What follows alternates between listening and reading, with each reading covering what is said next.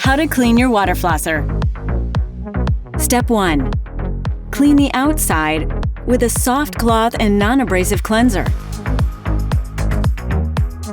If your water flosser has a handle, remove the tip and soak the handle and tip in a mixture of 1 part white vinegar and 2 parts water for 5 minutes. Rinse the handle and tip under warm water. Step 2. Clean the reservoir by removing it from the water flosser. If your reservoir has a black valve, remove it and set aside. Place the reservoir in the top rack of the dishwasher. Air dry or turn off the heated dry cycle. You can also hand wash with warm soapy water and a small bottle brush. Step 3. Clean the inside of your water flosser.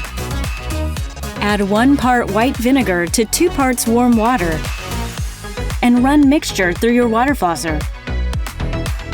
Next, run a full reservoir of clean, warm water.